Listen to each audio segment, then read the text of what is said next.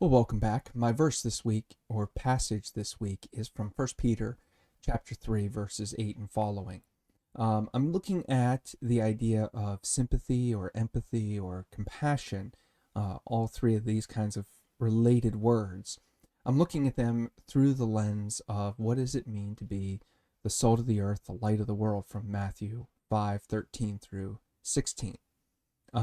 That's kind of where the reflection is going. That's how the lens through which I am viewing these words. But just some background information on First Peter 3. This section begins in the waning verses of chapter 2, where Peter begins to lay out a household code, and these household codes they were pretty normal in Rome, in the Roman world.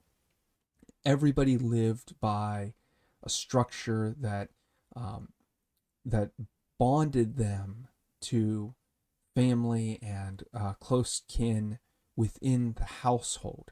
So they would have what they called the paterfamilias, the head of the family, the father of the family is what it literally is.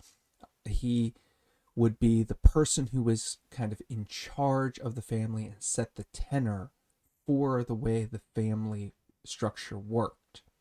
And below him would be different ranks of people. We see allusions to this scattered throughout the New Testament as the early Christians kind of wrestled with metaphors of how to talk about the Christian faith.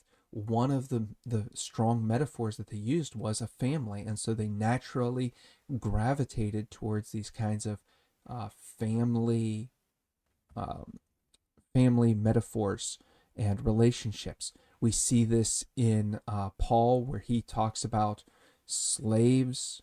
This is in Galatians chapter 2, where Paul talks about slaves and children are kind of the same thing. They're both under rules, but for different reasons. That's the household rules, the household code. The slaves are being taught to just simply obey. The children are under rules in order to inherit the household. Getting back to First Peter 3, these household codes are very hierarchical, very structured, and they generally apply to women, children, and slaves within a house. Not to the head of the house, not to the man of the house. He just kind of made up the rules as he went along.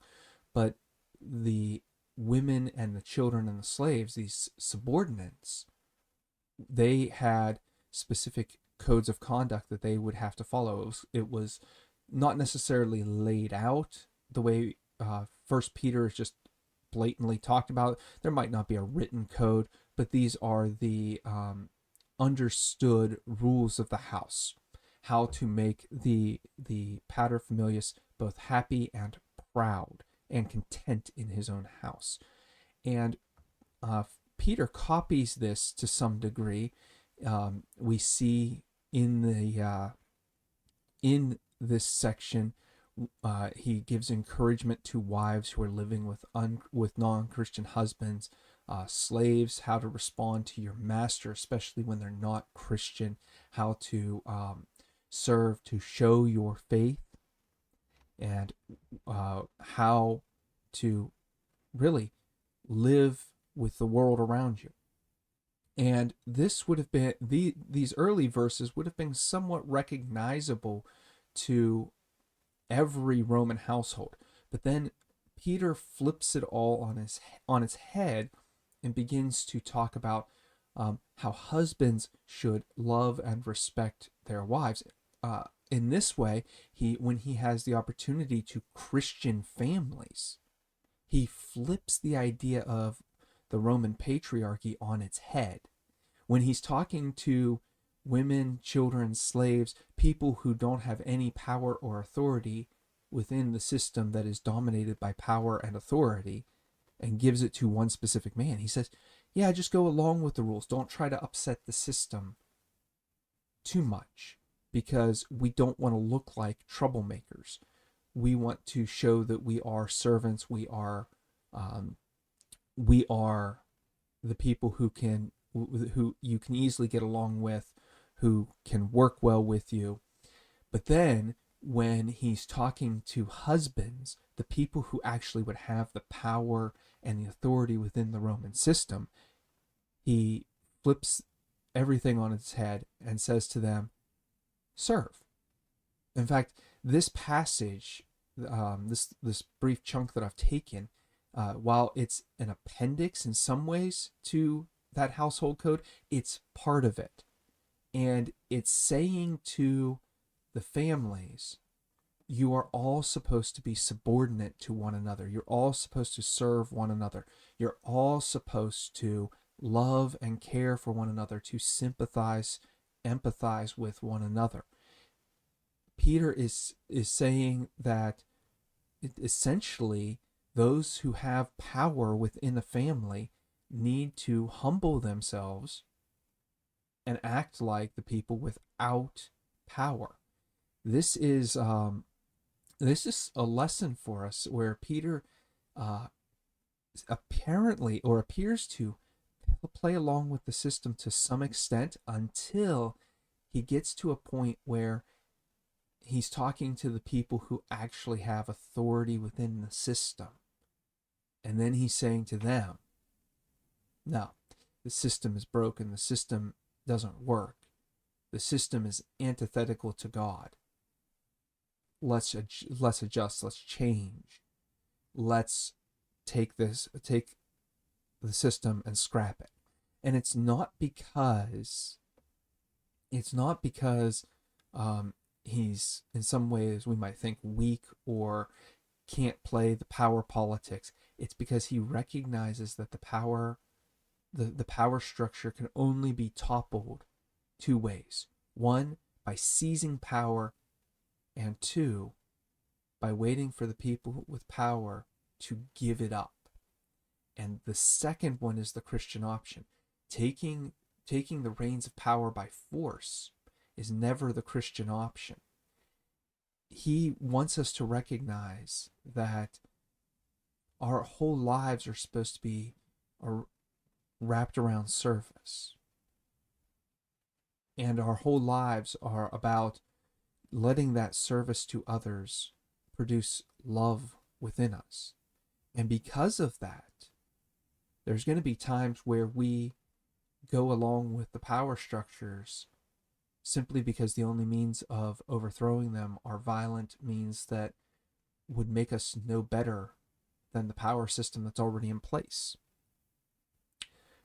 But when it comes down to the time for the person in power, who has that authority, who has that control, to be talked to, it's now time to give up the power and to change the system. And this goes along with where the reflection is gonna go, mainly around the words that are used in verse 8, where Peter says that we are to be of one mind. Literally, that does not mean we have to think alike. It means we have a common purpose. We all have a common purpose in this world. We are meant to work together towards that end. And the word for sympathy and compassion, as they're often translated, or something along those lines.